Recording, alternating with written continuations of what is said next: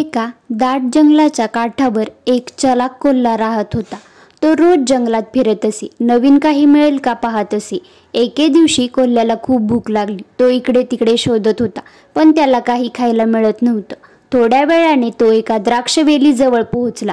त्या वेलीवर मोठमोठी टवटवीत जांभळट द्राक्षे लटकलेली होती.